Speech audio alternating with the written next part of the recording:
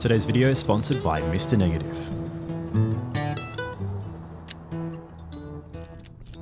I recently decided to take a road trip to Broken Hill in the far west of New South Wales. This is an 850km drive from my home of Melbourne, Victoria, or about 530 miles for my Yankee viewers.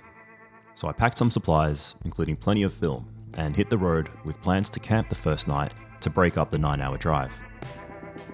With coffee on hand the next morning, I continued my drive as the rain cleared up. I always enjoy that transitional period from rain to sunshine, especially when some nice clouds show up to the party. My Leica M-A was loaded with some pre-production Opticolor 200 film that I was testing. I've already published a video with my first impressions if you want to check that out. But I was at the end of that roll and would mainly be using my Pentax 645N during this trip. My main film of choice was Kodak Gold, and I reloaded the Leica using some Ilford Pan F50.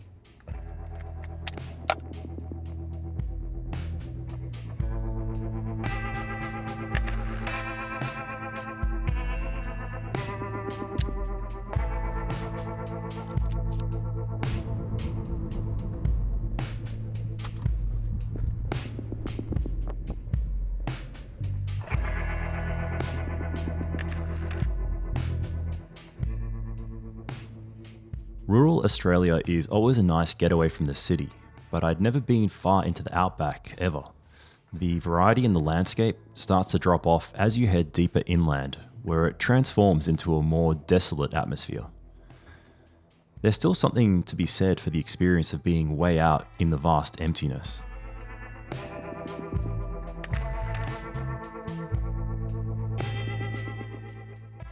I eventually reached the city of Broken Hill, which is a historical frontier mining town. I'd been invited to come up and stay with my friend M, who'd moved up there from Melbourne some time ago and has been working as a photographer and journalist for the local paper. If you're expecting me to have some kind of inspiring reason or story behind this trip, I really don't. This is just a road trip that I felt like doing for a while now, and I meant to do it about a month or even 2 months ago, but things got too busy. I had to keep pushing it back. But the fact that it's quite hot in the Outback means that it's probably better to come in the middle of winter anyway. As you can see, it doesn't look like winter, even though there was a bit of rain on the way up. And driving up here, I was passing some signs for a city called Bendigo outside of Melbourne, and it made me think of this cartoon I really like, and it's referencing Rick and Morty. If you haven't seen it, have you guys seen this? Does anyone know what I'm talking about? Leave it in the comments. But if you haven't, please watch Bushworld Adventures.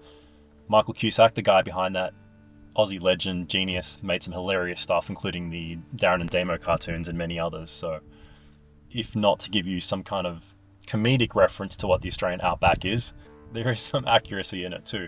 But no, I've just arrived in Broken Hill, and as you can see, it's quite sunny. The weather's been good. I made a couple of photo stops on the way up. Hopefully got some good shots.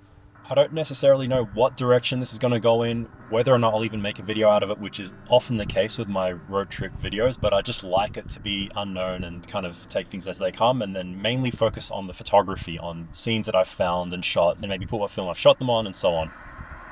And of course, I'm going to be catching up with my friend M. Jensen, who you might recognize from a video that I did about 5 years ago on the channel, an interview with her and hanging out, getting to know Broken Hill, and maybe doing a separate video for an interview on that. So I'll try and minimize the talking for the rest of the video, let you enjoy some of the photos as we explore a bit of Broken Hill today and continue the role of Kodak Gold.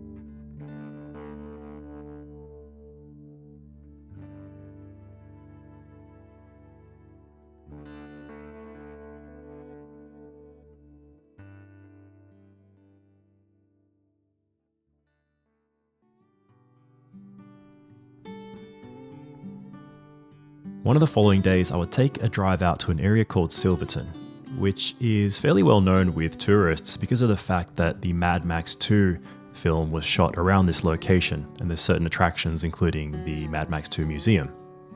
But the sun was out and I focused most of my time on walking around finding interesting photos to shoot on the next roll of Kodak Gold 200 that I'd loaded.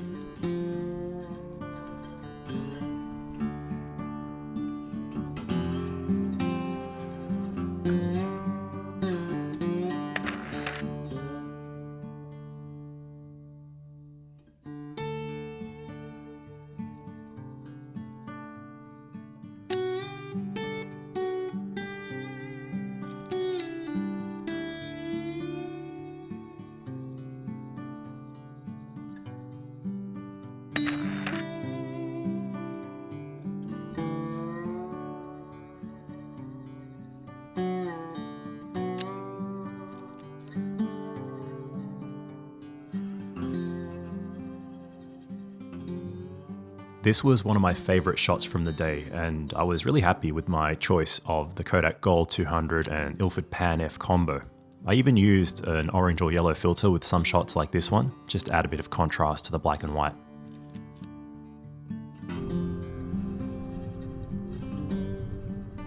Ever since Kodak released Gold 200 in 120, it's become my go-to option in that format.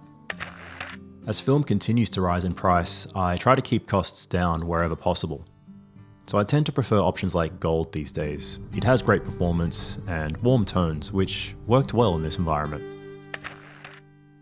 This also brings me to the sponsor of this video, which is Mr. Negative. Mr. Negative is an online store based here in Melbourne that ships worldwide. They have all the Kodak and Fuji favourites, along with rare cinema film and a new C41 range. When I'm too lazy to buy film in person, I like going on Mr. Negative because shipping for Aussie customers is free on orders over 130 Australian dollars or a flat rate of 15 US dollars for international buyers. They also have value bundles and a great range of options, including some rare stocks that you may have seen me shoot in past videos. Some of my favorites have been the Fuji Eterna stocks, and I'll also be featuring results from Same Same But Different in an upcoming video. Mr. Negative is now available in retail stores in 9 countries and expanding. If you'd like to see their film in a store near you, comment below with your suggestion. So I was lucky to have great weather during my first days in Broken Hill, because it turned quite rainy afterwards.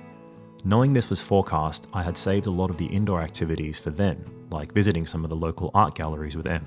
She also introduced me to some great people like Dirk and Carolyn who run The Shed, and Jack, a writer who had moved to the hill some time ago. I made a few portraits on the 645, which was tricky in the wet and gloomy conditions, but they came out alright after all. I developed and scanned all the film from this trip myself, and have been experimenting with a new narrowband RGB light for the digitization process. I'll have an updated video on my scanning process coming out in the next few weeks. The Pentax 645N is still my favourite medium format camera, and it's incredibly versatile in my opinion. Later on, Em and I had a radio interview with the ABC lined up, and an artist talk at the Broken Hill City Art Gallery, where she was exhibiting her photography series called From Away. It was great to find out more about her recent work, and to interview her in person with a live audience. I've uploaded a recording of that as a separate video if you'd like to hear the full conversation. So my time in Broken Hill was approaching its end, but I felt like I'd done a lot, and met so many great people. Thanks to Em and her friends, I felt so welcome and encouraged to visit again sometime. On my last day, I made a few portraits of Selene, a friend of Em's, and another talented artist who had moved to the city recently. I switched to some Kodak Ektar as I took a few shots on the outskirts of town and started my journey home.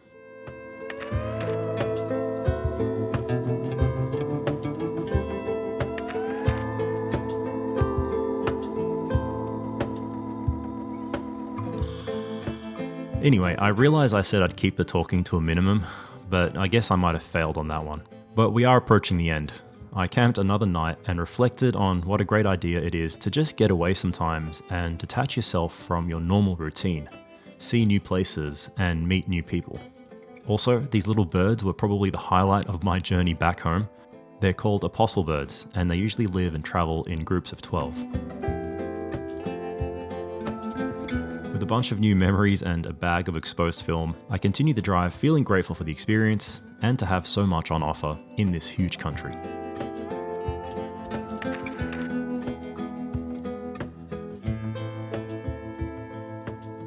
I hope you enjoyed coming along, and I'll see you in the next video.